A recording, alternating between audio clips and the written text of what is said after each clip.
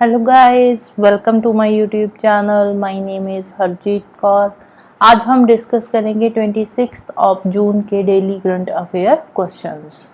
अगर आपको इस पर्टिकुलर लेक्चर की पीडीएफ चाहिए तो उसके लिए आप मेरा टेलीग्राम चैनल भी ज्वाइन कर सकते हो, जिसका लिंक आपको नीचे डिस्क्रिप्शन बॉक्स में मिल जाएगा। तो शुरू करते हैं।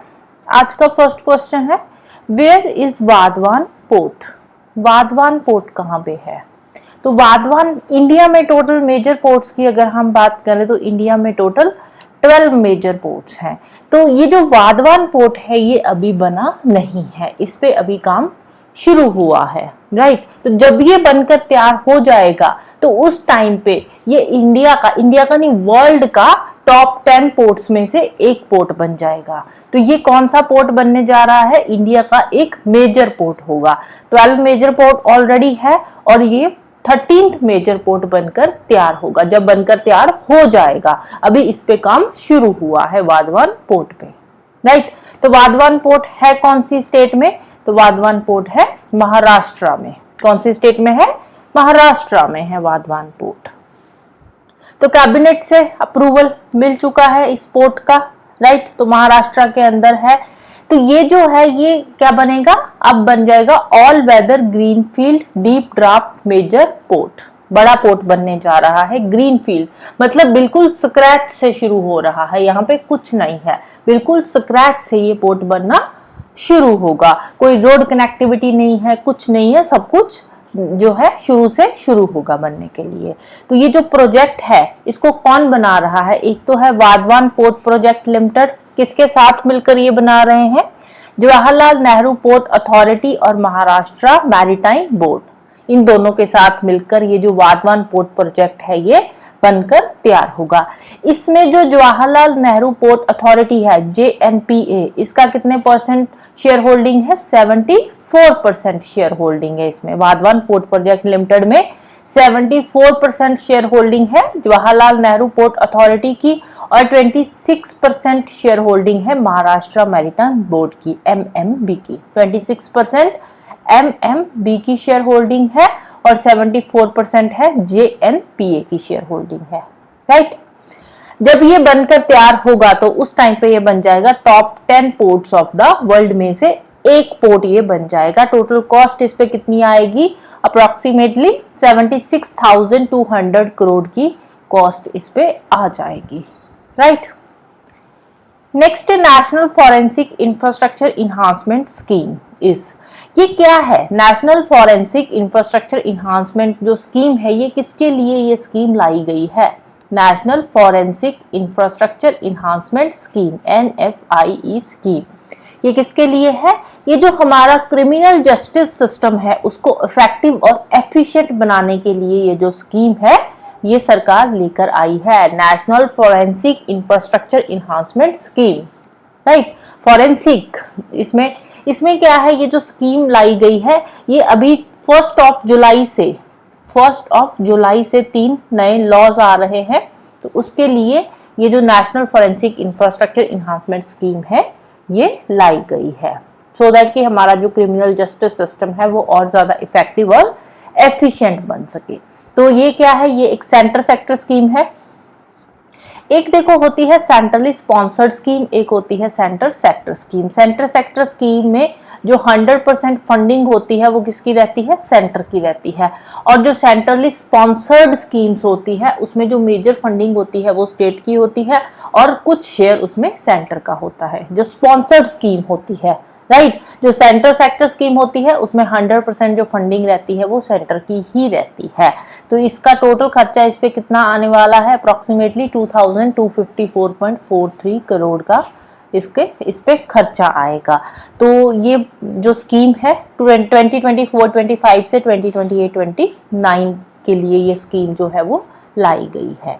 तो इसके कुछ कंपोनेंट्स भी है। ये जो स्कीम लाई गई है, कंपोनेंट्स क्या है? एक तो है establishment off campus of the national forensic science university. National forensic science university के कैंपसेस तैयार किए जाएंगे, क्योंकि देखो अगर हमने अपनी फॉरेंसिक साइंस को और अच्छा बनाना है, क्रिमिनल सिस्टम को और एफिशिएंट बनाना है तो उसके लिए हमारे पास यूनिवर्सिटीज चाहिए, राइट। तो नेशनल फॉरेंसिक साइंस यूनिवर्सिटीज तैयार करी जाएगी, उसके कैंपस बनाए जाएंगे, एस्टैब्लिश किए जाएंगे, और सेंट्रल फॉरेंसिक साइंस लेबोरेटरीज बनाई जाएगी, राइट। यूनिवर्सिटीज बनाई जाएगी और लेबोरेटरीज बनाई जाएगी, और साथ ही साथ जो एनएफएसयू का दिल्ली कैंपस है उसका जो एग्जिस्टिंग इंफ्रास्ट्रक्चर है उसको थोड़ा और बढ़ाया जाएगा। तो ये 3 कंपोनेंट्स है इस स्कीम के।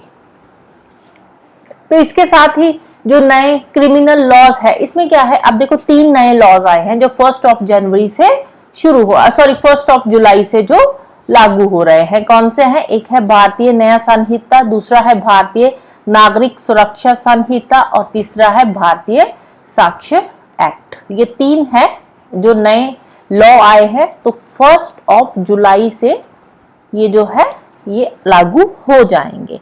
तो अब इसमें है क्या? इसमें है कि कोई भी ऑफेंस है जिसमें पनिशमेंट 7 साल की है या 7 साल से ज्यादा की पनिशमेंट है, तो उसमें ये जो नए क्रिमिनल लॉज आए हैं उसके लिए ये मैंडेटरी है कि वहां पे फॉरेंसिक इन्वेस्टिगेशन होगी।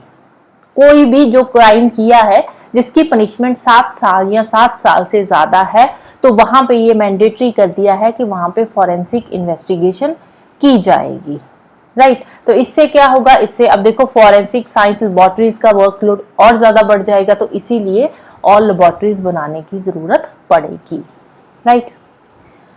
नेक्स्ट है, where is Lal Bahadur Shastri international airport? Lal Bahadur Shastri international airport जो कि वाराणसी में है, राइट। तो इसको अब दोबारा से रीडेवलप किया जा रहा है लाल बहादुर शास्त्री इंटरनेशनल एयरपोर्ट को। तो जिसपे टोटल खर्चा कितना आने वाला है? अप्रोक्सीमेटली 2869 करोड़ का खर्चा आएगा। तो इसमें बहुत सारी नई फैसिलिटीज ऐड करी जाएगी, जिसके चलते हुए इसका जो पैसेंजर्स है, जो नंबर ऑफ पैसेंजर्स है, पैसेंजर कैपेसिटी है, वो भी बढ़ जाएगी। एग्जिस्टिंग कैपेसिटी कितनी है? 3.9 मिलियन पैसेंजर्स पर एनएम की कैपेसिटी है अभी के लिए, और ये बढ़कर 3 गुना हो जाएगी, अप्रोक्सीमेटली ट्रिपल हो जाएगी। 9.9 मिलियन पैसेंजर्स पर एनएम ये जो कैपेसिटी है वो बढ़कर हो जाएगी। नेक्स्ट है, viability gap funding scheme is implemented for which of the following project? Viability gap funding, VGF, ये क्या है? Viability gap funding. Viability gap funding होता है कि जैसे कोई भी प्रोजेक्ट शुरू करना है, राइट, कोई भी प्रोजेक्ट है जो कि वायबल है, जिसकी यूटिलिटी है, हमारे लिए जरूरी है, तो ऐसे प्रोजेक्ट को शुरू करने के लिए जो हम किसी ना किसी प्राइवेट प्लेयर को बीच में लेकर आते हैं, लेकिन ये जो प्रोजेक्ट है वायबल है, हमारे लिए जरूरी भी है, लेकिन इस पे खर्चा बहुत ज्यादा हो रहा है, तो कोई भी प्राइवेट प्लेयर आगे आने को तैयार नहीं है, खर्चा करने को तैयार नहीं है। तो उस केस में क्या करता है हमारी गवर्नमेंट? क्या करती है हमारी गवर्नमेंट? कुछ खर्चा खुद कर देती है। तो अप्रोक्सीमेटली 20% तक होता है कि 20% तक जो खर्चा है वो गवर्नमेंट करेगी उस केस में। सपोज कोई भी प्रोजेक्ट बनाना है, उस पे 100 रुपीज की कॉस्ट आ रही है, तो कोई प्राइवेट प्लेयर है वो बोल रहा है कि हाँ मेरे पास 90 तो है, मैं इस पे खर्च कर दूंगा, लेकिन 10 रुपए कम पड़ रहे हैं, प्रोजेक्ट कंप्लीट नहीं होगा। तो उस केस में सरकार क्या बोलेगी कि जो बाकी के बचे 10 रुपए हैं वो हम दे देंगे, तो आप प्रोजेक्ट को कंप्लीट कर दो। तो सेम यहाँ पे वायबिलिटी गैप फंडिंग में होता है। तो किसी भी प्रोजेक्ट पे जितना भी खर्चा आना है, अगर उसमें 5, 10, 15, 20% तक कम हो रहा है, जो प्राइवेट प्लेयर है वो बोल रहा है कि हमारे 10% तक जो है कॉस्ट हमारी कम पड़ रही है, तो सरकार बोलती है कि जो 10% आपका कम पड़ रहा है वो हम गैप उसको फिल कर देंगे। 5-10% का जो गैप होता है वो सरकार फिल कर देती है। यूजुअली 20% तक होता है, बाकी डिपेंड करता है, प्रोजेक्ट पे डिपेंड करता है और सरकार पे भी डिपेंड करता है। हो सकता है सरकार ज्यादा खर्चा भी इस पे कर सकती है और कम भी कर सकती है, राइट। तो ये जो वायबिलिटी गैप फंडिंग स्कीम है, ये कौन से प्रोजेक्ट के लिए रिसेंटली इंप्लीमेंट हो रही है? तो प्रोजेक्ट का नाम है ऑफशोर विंड एनर्जी प्रोजेक्ट्स। किसके लिए है? Offshore wind energy project. तो इस पे टोटल कितना खर्चा आएगा? 7,450 करोड़ की लागत आएगी, जिसमें से 6,853 करोड़ इंस्टॉलेशन पे लगेगा, राइट, जिसके लिए 1 गीगावाट का एक ऑफशोर विंड एनर्जी प्रोजेक्ट बनाया जाएगा। 1 गीगावाट का, राइट, कितना है? 1 गीगावाट का।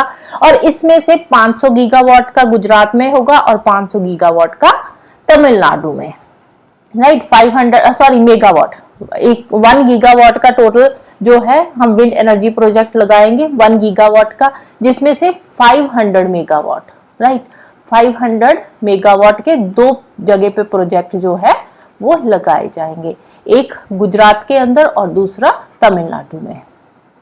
500 megawatt each of the coast of Gujarat and Tamil Nadu, 500 Gujarat में 500 मेगावाट का और 500 मेगावाट का तमिलनाडु में, राइट। तो टोटल कितना हम बना रहे हैं, इंस्टॉल कर रहे हैं 1 गीगावाट का offshore wind energy project install किया जाएगा, राइट। तो इसमें 6,853 करोड़ इंस्टॉलेशन कॉस्ट आएगी और बाकी का जो 600 करोड़ बचा वो किस पे लगेगा, वो जो बाकी के खर्चे आएंगे अपग्रेडेशन पे या बाकी के जो लॉजिस्टिक रिक्वायरमेंट्स पूरा करने के लिए 600 करोड़ की लागत उस पे आएगी, राइट। अब इसको बनाने के लिए जो बनाने का काम होगा वो किसका होगा, प्राइवेट डेवलपर का, बनाने का काम प्राइवेट डेवलपर करेगा। सेम वही बिडिंग होएगी, जो छोटा मोटा खर्चा बचेगा 10-20% का वो सरकार करेगी, लेकिन जो खर्चा आगे का खर्चा है, जो पावर का खर्चा है, जो बिजली आगे बनाई जाएगी, विंड एनर्जी से बिजली बनाई जाएगी, तो वो जो कंस्ट्रक्शन का काम होगा वो किसका होगा, power grid corporation India limited का खर्चा होगा, राइट। तो वो जो आगे इंफ्रास्ट्रक्चर बनाया जाएगा, पावर एक्सकवेशन इंफ्रास्ट्रक्चर जो होगा, पावर एक्सकवेशन इंफ्रास्ट्रक्चर कौन बनाएगा, power grid corporation of India limited बनाएगा। और जो पूरा का पूरा प्रोजेक्ट है वो प्रोजेक्ट कौन बनाएगा, प्रोजेक्ट बनाने का काम प्राइवेट डेवलपर को दिया जाएगा। और इसमें मिनिस्ट्री कौन काम कर रही है, ministry of new and renewable energy इस पे काम कर रही है और साथ में बाकी की मिनिस्ट्रीज भी आ जाएगी।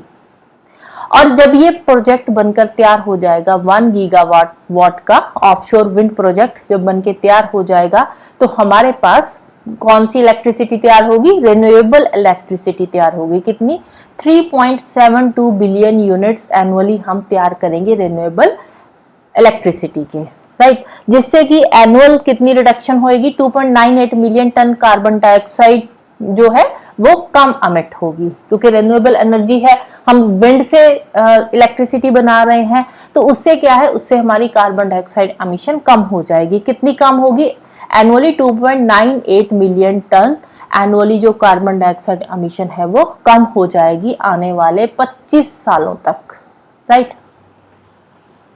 नेक्स्ट है एमएसपी। एमएसपी क्या है, minimum support price announced for the 2024-25 kharif season. अब देखो, एक रबी सीजन होता है, एक खरीफ सीजन होता है। रबी जो खरीफ सीजन होता है ये कौन सा होता है, इसको मॉनसून सीजन भी बोल देते हैं, राइट। तो दूसरा होता है रबी। एग्जाम्पल की बात करें तो रबी में आ जाती है बीट, खरीफ सीजन में आ जाती है राइस की क्रॉप। जब मॉनसून आता है, ऑनसेट ऑफ मॉनसून होता है, तो इनको सो किया जाता है खरीफ क्रॉप्स को, राइट। तो जैसे ही मॉनसून खत्म होता है तो इनको काट दिया जाता है। तो उस टाइम पे उसके बाद रबी सीजन शुरू हो जाता है। रबी सीजन की जो क्रॉप्स होती है उनकी सोइंग शुरू होती है, तो सर्दियों में ये क्रॉप ग्रो होती है और जैसे ही गर्मी आती है मार्च अप्रैल में इनको कट कर दिया जाता है। तो ये है खरीफ और रबी क्रॉप्स। तो एमएसपी अनाउंस किया गया है खरीफ सीजन के लिए। खरीफ सीजन में कौन सी क्रॉप आती है, राइस भी आती है, ये बाजरा मेज ये सारी खरीफ सीजन की है। Which crop has highest margin over cost of production. Usually जो एमएसपी होता है ना, एमएसपी कितना सरकार तय करती है, जो मतलब रिकमेंडेशन ये है, ये जो एमएसपी है जितनी किसान की लागत आई है उसका 1.5 टाइम्स होना चाहिए एमएसपी। जैसे कि 100 रुपीज की कॉस्ट लगी है किसी भी क्रॉप को ग्रो करने के लिए, तो एमएसपी 150 होना चाहिए। तो 1.5 टाइम्स एमएसपी होना चाहिए जितनी की लागत आई है, जितना खर्चा हुआ है किसी भी क्रॉप को ग्रो करने के लिए। तो इस बार जो सबसे ज्यादा कॉस्ट ऑफ प्रोडक्शन पे मार्जिन मिला है, कौन सी क्रॉप पे मिला है सबसे ज्यादा मार्जिन, राइट। सबसे ज्यादा मार्जिन मिला है बाजरा पे। किस पे मिला है, बाजरा पे। कितने परसेंट, 77% का मार्जिन मिला है। सेकेंड नंबर पे तुअर पे मिला है 59% का, मेज पे मिला है 54% का और उड़द पे है 52% का margin, right. Next, where is world's first Asian king vulture conservation and breeding centre. World का पहला Asian king vulture conservation and breeding centre कहाँ पे बना है? इंडिया के अंदर ही बना है, राइट। कंट्री इंडिया है, इंडिया में कौन सी स्टेट में है? तो स्टेट है उत्तर प्रदेश। वर्ल्ड का पहला Asian king vulture conservation and breeding centre कहाँ पे है? उत्तर प्रदेश में। उत्तर प्रदेश में कहाँ पे? महाराजगंज डिस्ट्रिक्ट में। कौन से डिस्ट्रिक्ट में है? महाराजगंज डिस्ट्रिक्ट के अंदर ये बना है। नाम क्या है इसका? इसका नाम है Jatayu conservation and breeding centre. Jatayu conservation and breeding centre, जो कि 24/7 जो है खुला रहता है, वल्चर्स की मॉनिटरिंग करता है। अब दिक्कत क्या आ रही है? जो वल्चर्स की पॉपुलेशन है वो कम होती जा रही है, तो ये IUCN रेड लिस्ट की क्रिटिकली इंडेंजर्ड कैटेगरी के अंदर आते हैं। कौन सी कैटेगरी है? क्रिटिकली इंडेंजर्ड कैटेगरी में आ रहे हैं 2007 से लेकर। अब इनकी पॉपुलेशन कम क्यों हो रही है वल्चर्स की? वल्चर्स क्या खाते हैं? वल्चर्स खाते हैं जो डेड एनिमल्स होते हैं उनको खाते हैं। तो हमारे जो डोमेस्टिक एनिमल्स है इनको हम एक पेन किलर देते हैं जिसमें होता है डाइक्लोफेनेक। अब ये जो डाइक्लोफेनेक है ये क्या है? ये एक non steroidal anti inflammatory drug है। अब हम एनिमल्स को देते हैं, एनिमल्स के लिए ये ठीक है, पेन किलर का काम करती है, लेकिन जब ये एनिमल्स मर जाते हैं, हम इनको फेंक देते हैं, तो इनको कौन खाते हैं? वल्चर्स खाते हैं। तो ये जो डाइक्लोफेनेक है ना, ये वल्चर्स की बॉडी में जाता है। तो वल्चर के लिए ये जो डाइक्लोफेनेक है ये एक पॉइजन है, एक जहर है, जिसकी वजह से जो वल्चर्स की पॉपुलेशन है वो कम होती जा रही है और ये आ चुकी है क्रिटिकली इंडेंजर्ड कैटेगरी के अंदर, राइट। तो एशियन किंग वल्चर्स को और क्या बोलते हैं? रेड हेडेड वल्चर्स भी बोला जाता है। रेड हेडेड वल्चर्स भी इनको बोला जाता है, राइट।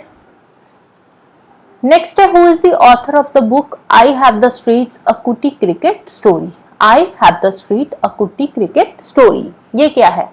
ये एक ऑटोबायोग्राफी है। ये एक ऑटोबायोग्राफी है। किसकी है ऑटोबायोग्राफी? ये ऑटोबायोग्राफी है आर अश्विन की। तो ऑथर कौन है? आर अश्विन, रविचंद्रन अश्विन इसके ऑथर है, और को ऑथर है सिद्धार्थ मोंगा। सिद्धार्थ मोंगा कौन है? को ऑथर है इस बुक के, राइट। नेक्स्ट है, a fly on the RBI wall book is written by. Book है fly on the RBI wall. ये किसने लिखी है? ये बुक लिखी है अल्पना किल्लावाला ने। इन्होंने अप्रोक्सीमेटली 20 ईयर्स RBI में काम किया है, जिस टाइम पे काफ़ी कुछ इन्होंने RBI में देखा है, जैसे कि फेमस हर्षद मेहता स्कैम हुआ था, तो वो भी इन्हीं के टाइम पे ही हुआ था। तो अपनी जितना भी इनका एक्सपीरियंस रहा है, अपने पूरे एक्सपीरियंस को देखते हुए इन्होंने ये बुक लिखी है, a fly on the RBI wall, right. Next है, what is India's rank in sustainable development report 2024? Sustainable development report release हुई है 2024 की, राइट। सस्टेनेबल डेवलपमेंट गोल्स के बारे में आपने सुना होगा। टोटल कितने सस्टेनेबल डेवलपमेंट गोल्स है? तो टोटल 17 सस्टेनेबल डेवलपमेंट गोल्स है। तो इन 17 सस्टेनेबल गोल्स को असेस करके सस्टेनेबल डेवलपमेंट रिपोर्ट बनाई गई है, जिसमें इंडिया का रैंक क्या है? तो इंडिया का रैंक है 109th। इंडिया का रैंक क्या है? 109th रैंक है। किसने ये रिपोर्ट पब्लिश करी है? तो ये पब्लिश करी गई है by the UN sustainable development solution network. 2016 से ये रिपोर्ट पब्लिश होती आ रही है। टॉप की कंट्री इसमें कौन सी रही है? फिनलैंड। फर्स्ट रैंक कौन सी कंट्री का है? तो फिनलैंड का है। देन फिर Sweden, Denmark, Germany and France. तो टॉप की कंट्री याद होनी चाहिए। तो टॉप की कौन सी है? फिनलैंड है। इंडिया का रैंक क्या है? 109th रैंक है इंडिया का। तो इसमें हमारी पॉवर्टी रिडक्शन और क्वालिटी एजुकेशन में हमारी परफॉर्मेंस अच्छी रही है, और जो सस्टेनेबल सिटीज और क्लाइमेट एक्शन टारगेट्स है इसमें हमारी परफॉर्मेंस पुअर रही है। हमने कोई ज़्यादा प्रोग्रेस नहीं दिखाई है सस्टेनेबल सिटीज और क्लाइमेट एक्शन में, लेकिन पॉवर्टी रिडक्शन और क्वालिटी एजुकेशन में हमारी परफॉर्मेंस अच्छी चल रही है। तो कौन से हैं ये 17 sustainable development goals, SDGs? First है नो पॉवर्टी। पॉवर्टी में हमारी जो परफॉर्मेंस है अच्छी रही है। सेकंड है जीरो हंगर। थर्ड है good health and well being. Fourth है क्वालिटी एजुकेशन। क्वालिटी एजुकेशन में भी हमारी परफॉर्मेंस अच्छी रही है। तो फर्स्ट एंड फोर्थ जो सस्टेनेबल डेवलपमेंट गोल है उसमें हमारी परफॉर्मेंस अच्छी रही है। Gender equality, clean water and sanitation, affordable and clean energy, decent work and economic growth, industry, innovation, infrastructure. 11th है reduced inequalities, sustainable cities and communities. Sustainable cities में हमारी performance अच्छी नहीं रही है, तो 11th सस्टेनेबल गोल जो है उसमें हमारी परफॉर्मेंस अच्छी नहीं है, हमारी परफॉर्मेंस कहीं ना कहीं डिक्रीज हो रही है यहाँ पे। 12th क्या है, responsible consumption and production. 13th है क्लाइमेट एक्शन, क्लाइमेट एक्शन में भी हमारी परफॉर्मेंस अच्छी नहीं है। 11th और 13th में हमारी परफॉर्मेंस जो है वो अच्छी नहीं गई। फर्स्ट और 4th जो है इसमें हमारी परफॉर्मेंस अच्छी है, राइट। 14th है लाइफ ब्लो वाटर, 15th है लाइफ ऑन लैंड, 16th है peace, justice and strong institutions और 17th है पार्टनरशिप फॉर द गोल्स। ये है total 17 sustainable goals, sustainable development goals, right. Next, where is ancient pearl city त्वाम। Ancient pearl city, अब पहले क्या था, पहले ऐसा था कि एक एंशिएंट पर्ल सिटी है जहाँ पे बहुत सारे पर्ल्स है, लेकिन ये कहाँ पे है ये पता नहीं था हमें। तो रिसेंटली ये एक डिस्कवरी हुई है जहाँ पे हमने एंशिएंट पर्ल सिटी को डिस्कवर किया है। तो कहाँ से हमने ये एंशिएंट पर्ल सिटी को डिस्कवर किया है, कौन सी सिटी है, सिटी का नाम है त्वाम। सिटी का नाम क्या है, त्वाम। कहाँ पे है ये त्वाम सिटी, त्वाम सिटी है यूनाइटेड अरब एमिरेट्स में। कहाँ पे है, यूनाइटेड अरब एमिरेट्स में है ये त्वाम सिटी। तो यूएई में भी ऑफ द कोस्ट एक आइलैंड है जिसका नाम है सीनिया आइलैंड, सीनिया आइलैंड, जहाँ पे ये पर्ल सिटी डिस्कवर करी गई है। तो यहाँ पे है ये आइलैंड जहाँ से ये इस सिटी को हमने डिस्कवर किया है, नाम क्या है, त्वाम सिटी, राइट। नेक्स्ट है, which country became the first South East Asian nation to legalise same sex marriage. South East Asia की, साउथ ईस्ट एशिया की कौन सी पहली कंट्री बन गई है जिन्होंने सेम सेक्स मैरिज को लीगलाइज कर दिया है, तो कंट्री का नाम है थाईलैंड। थाईलैंड ने सेम सेक्स मैरिज को लीगलाइज कर दिया है और इसके साथ ही ये बन गई है first South East Asian country. तो अगर हम एशिया की बात करें तो एशिया में टोटल कितनी कंट्रीज है जिन्होंने सेम सेक्स मैरिज को लीगलाइज किया है, तो एशिया के अंदर टोटल 3 कंट्रीज है इंक्लूडिंग थाईलैंड। कौन कौन सी है, फर्स्ट है नेपाल, सेकंड है ताइवान, ताइवान ने भी सेम सेक्स मैरिज को लीगलाइज कर दिया है, और थर्ड है थाईलैंड, राइट। थाईलैंड की कैपिटल क्या है, थाईलैंड की कैपिटल है बैंकॉक। थाईलैंड की कैपिटल कौन सी है, Bangkok, right. So that's all for today. तो जाने से पहले वीडियो को लाइक कर देना, शेयर कर देना और चैनल को सब्सक्राइब कर लेना। Thank you, bye bye and have a nice day.